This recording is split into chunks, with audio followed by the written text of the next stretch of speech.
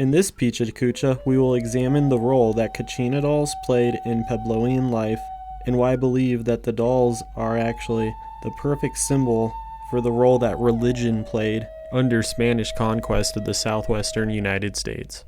Kachina dolls are generally grouped into two main categories, Hopi and Navajo.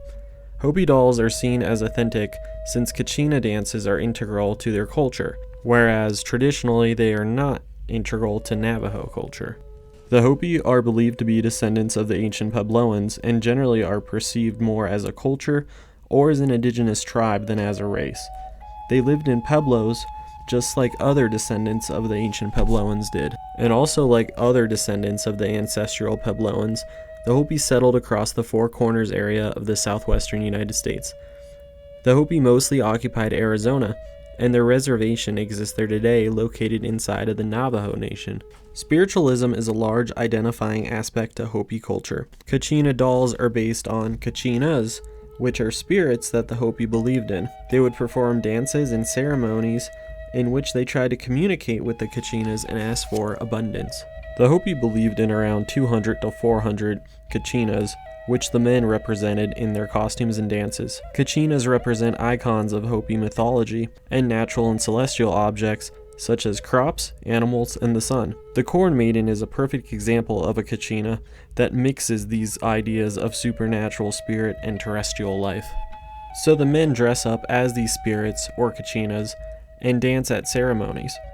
The Hopi believe these ceremonies inspire the Kachinas to bless the arid region with rain and grant the community with expertise in tool making, hunting, health, and other blessings to help them thrive. Toddlers were given simplistic Kachina dolls, which are commonly called cradle dolls today. These simple dolls would help familiarize the toddlers with the religious customs of the community's culture. Around 6 years of age, boys and girls would start to assume their religious roles. The boys may start to learn about and be incorporated into the ceremony, and the girls would serve as spectators. Kachina dolls was a way to incorporate the women into the ceremony, given that only the men could dance.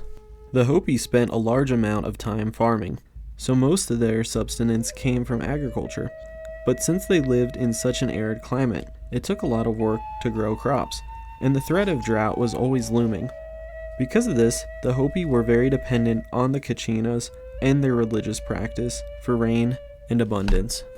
The Kachina dolls retained a high amount of spiritual significance.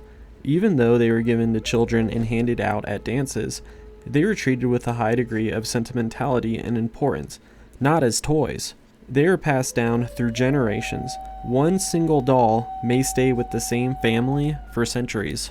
Evidence suggests that Kachina culture was prevalent in Hopi circles by 1100 AD, but the Spanish, who largely came to America for the purpose of Spanish colonization and Catholic proselytization, did not understand Kachinas. By the turn of the 16th century, the Spanish had written that the Puebloans had a bizarre devil hanging in their homes. And during the 1600s, the Spanish asserted their rule over the southwestern United States, with the Puebloans being their main subject. Franciscan priests formed theocracies in the Puebloan villages and sent thousands of Puebloans to be baptized. Puebloans were still allowed to practice their Hopi customs in private so long as they praised Catholicism in public. But in the mid-1600s, the Franciscan order in New Mexico outlawed Kachina dances. The Franciscans also forbade the use of ceremonial drugs like peyote and other entheogens, and ordered the missionaries to burn Puebloan masks, prayer sticks, and effigies like Kachina costumes. This was a harsh development for the region, so some missionaries did not thoroughly follow through with the orders, but they were charged with heresy and tried before the Inquisition. And of course, this increase in religious restriction also upset the Puebloans. This anger led to the Pueblo Revolt of 1680, in which Puebloans in present-day New Mexico killed 400 Spaniards and forced the rest into retreat. However, 12 years later, the Spaniards returned to reconquer New Mexico as a defensive base against nomads to the north and French colonialists to the east. The Puebloans eventually agreed to a treaty with the Spaniards, as the Spaniards had insisted that this was for their protection.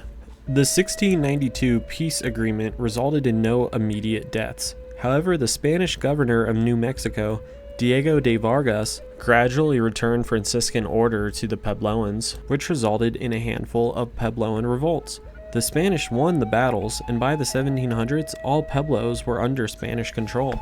During the past century of proselytization, the Spanish tried to incorporate their Christian saints and martyrs into Hopi Kachina culture. This was known as a period of Spanish syncretism. When Kachina dolls were burned, the Puebloans revolted, so attempting to convince the Hopi to think of Spanish saints as Kachinas was a softer way to Christianize them. But there were some Puebloan practices that 18th century Spanish governors were disgusted by and had no desire to merge with their culture. The Puebloans would occasionally keep the scalps of their enemies, celebrate ritualistically in underground kivas, and fornicate for spiritual purposes. The Franciscans attempted to strictly control or eradicate these acts, destroying the kivas in the process. Kachina culture still persisted, but private use of the dolls had to suffice for what once was a grand celebration.